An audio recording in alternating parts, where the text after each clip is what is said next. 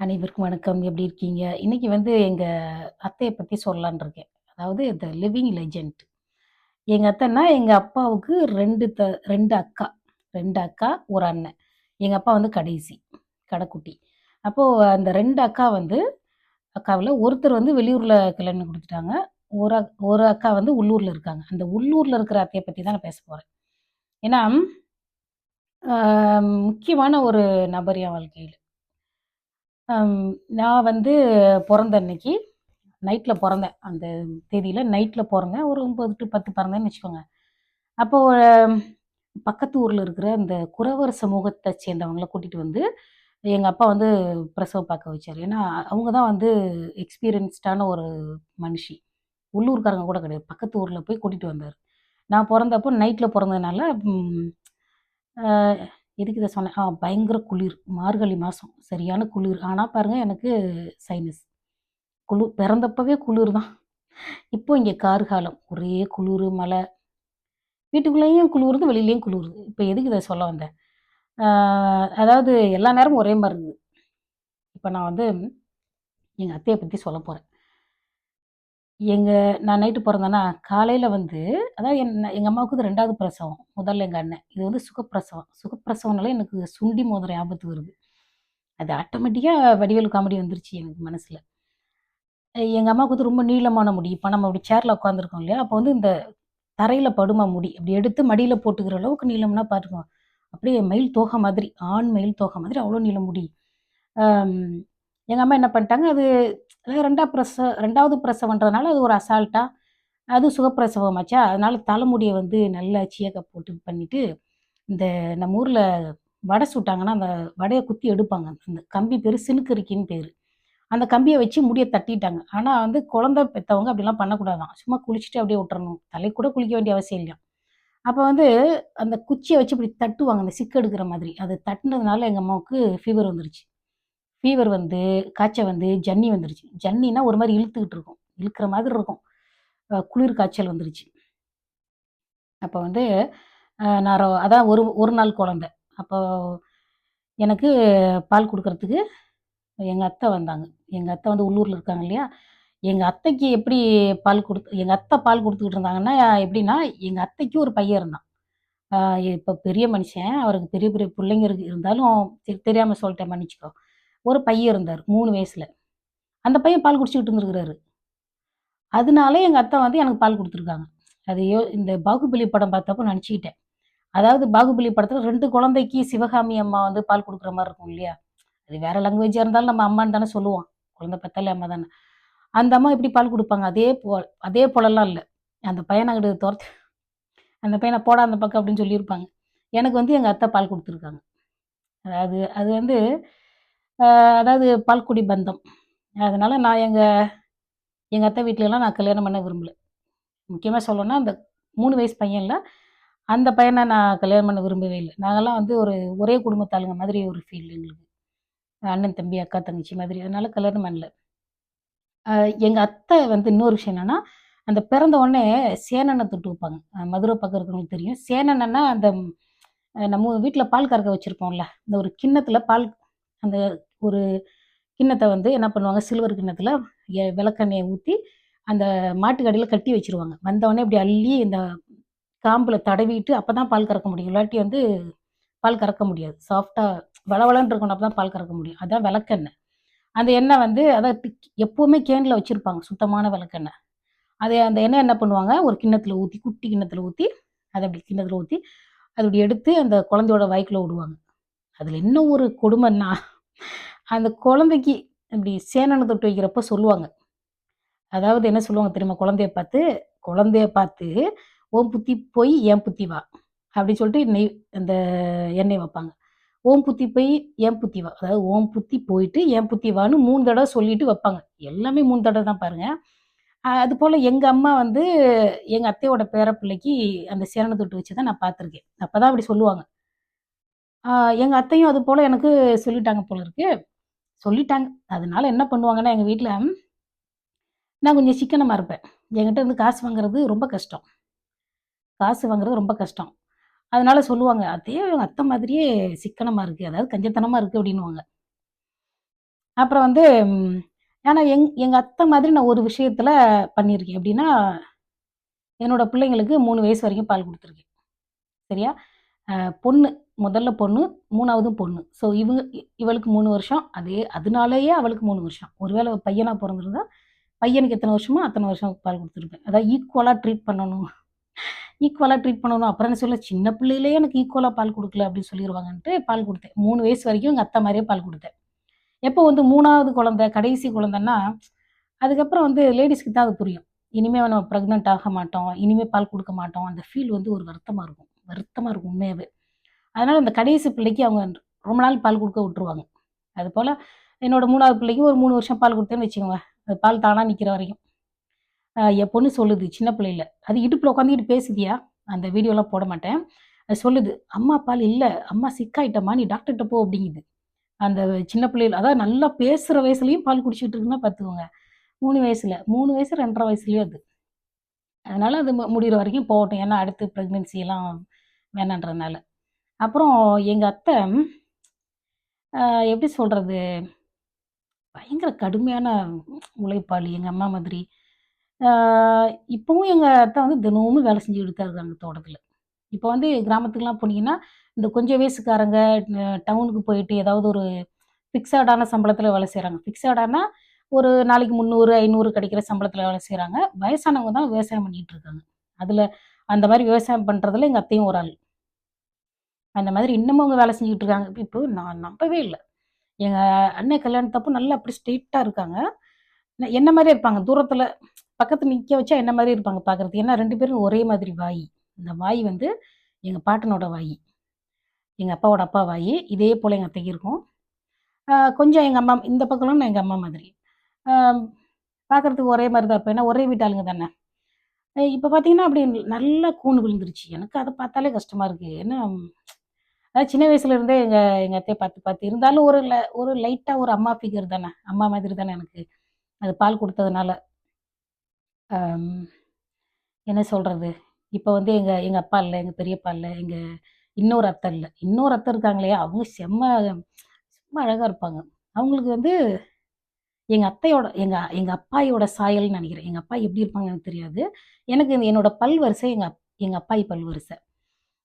வாய் மட்டும் எங்க பாட்டனோட வாய் வந்துருச்சு. எங்க அத்தை வெளியூர்ல இருக்காங்க பாருங்க. எப்போ வந்தாலும் அந்த பஸ்ஸ விட்டு இறங்குற இடத்துல வடை, உருண்டை, பஜ்ஜி எல்லாம் வாங்கிட்டு வருவாங்க. அப்ப 12த் முடிச்ச டைம்னு நெனைக்கிறேன். வந்தாங்க. கையில ஒண்ணுமே இல்ல. நான் பார்க்குறேன். அதாவது நான் என்ன நெனச்சாலே முகத்துல அப்படியே தெரியும். அது வந்து என்னோட பெரிய மைனஸ் பாயிண்ட். நான் என்ன நெனச்சாலும் முகத்துல தெரியும். இப்படி ஒரு ஆர்வமா பார்த்தாலும் தெரியும், ஒரு பாசமா பார்த்தாலும் தெரியும். நான் அவங்க கைய பார்க்குறேன், இப்படி பார்க்குறேன். இங்க பாருங்க முகத்த பார்க்குறேன், கைய பார்க்குறேன். இப்படி பார்க்குறேன். அவங்க சொல்றாங்க, வசந்தி கடையில வடை உருண்டைலாம் தீந்துருச்சு வசந்தி. நான் என்ன பண்றது?" அது மறுபடியும் சுடுறதுக்கு ரொம்ப நேரம் ஆகும்ன்னு சொன்னேன். சரி வரலான்னு சொல்லி வந்துட்டேன் அப்படின்னு. எனக்கு ஒரே ஆச்சரியம். நம்ம என்ன நெனச்சாலும் மூஞ்சில தெரியுது. ஒரு தடவ கவுன்சிலிங் பண்றவங்கள்ட்ட நான் சொன்னேன். என்னால பொய் பேச முடியல. நான் ஏதாவது சொன்னேன்னா, நான் பொய் சொன்னா கூட என் முகத்துல தெரிஞ்சிரும் அப்படின்னு சொன்னேன். இப்ப தான் நல்ல ட்ரெய்னிங் எடுத்துக்கிட்டு இருக்கேன். அதாவது பிடிச்சிருந்தா கூட இல்ல அது வரமாட்டேங்குது பாருங்க. பிடிச்சிருந்தா, பிடிக்கல எதுவா இருந்தாலும் சரி அப்படியே ப்ளைனா இருக்கணும். அதாவது ஒரு திருக்குறள் ம் நேத்து சொன்னேன். ஆனா அத வந்து நான் அப்லோட் பண்ணல. அதாவது அம் அது இந்த இந்த இந்த வீடியோவுக்கு சரிப்பட்டு வராது. தனியா பேசிக்கலாம்.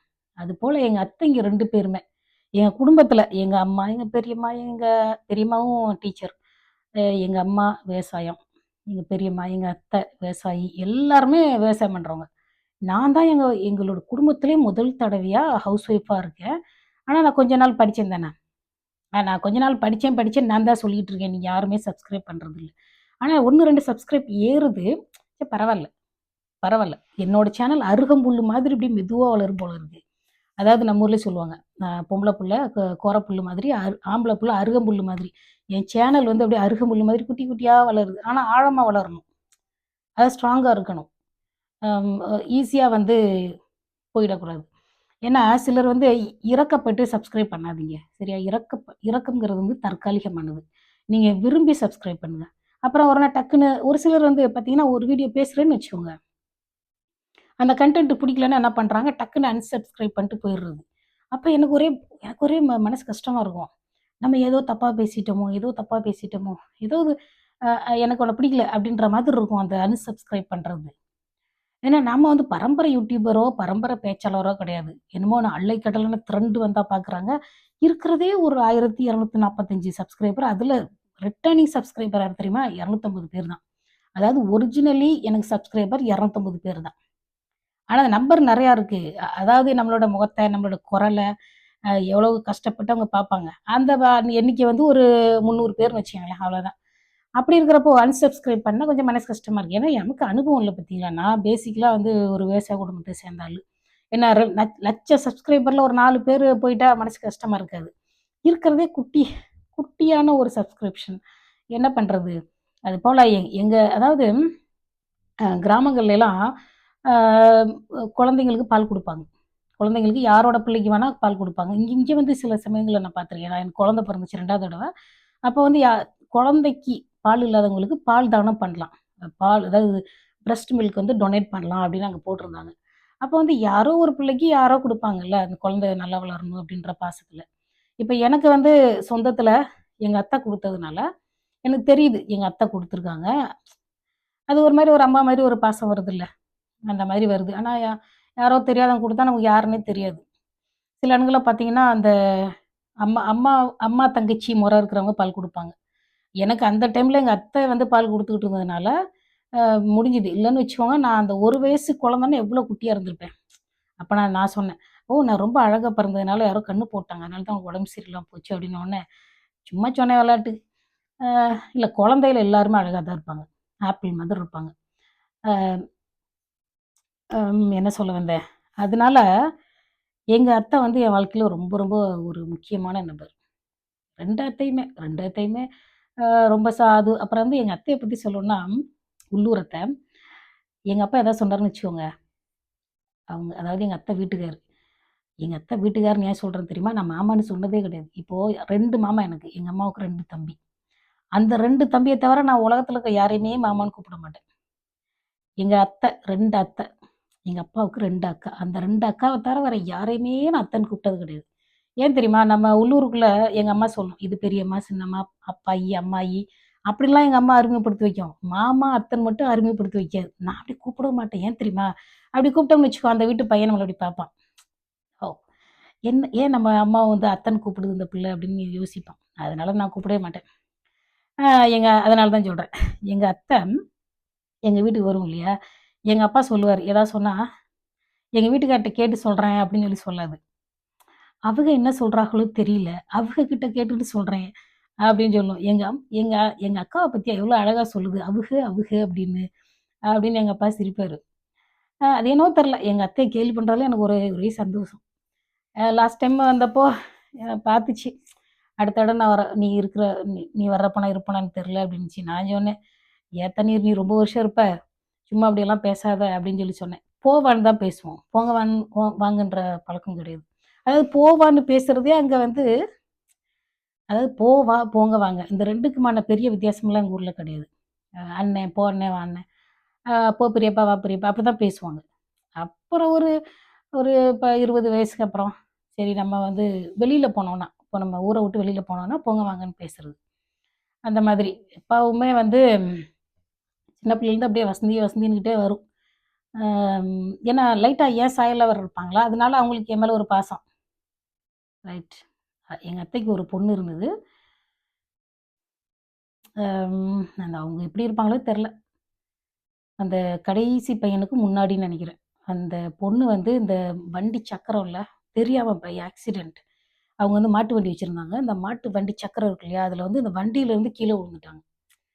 வண்டியிலேருந்து கீழ விழுந்து பாவம் இறந்து போயிட்டாங்க. அது ஒரு வேள அந்த ஃபீலிங்கில கூட என் மேல ரொம்ப பாசமோ என்னவோ தெரியல. கஷ்டமா இருக்கு. எனக்கு இது சொல்லணும்னு நெனைக்கல. டக்குன்னு எனக்கு ஞாபகத்துக்கு வந்துருச்சு.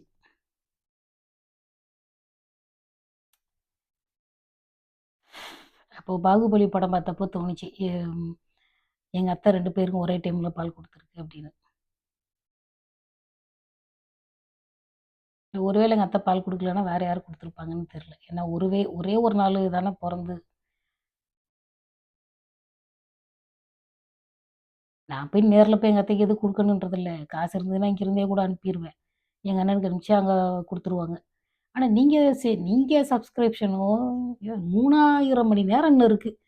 அதுக்குள்ள எனக்கு பேர பிள்ளைங்களே பொறந்துரும்.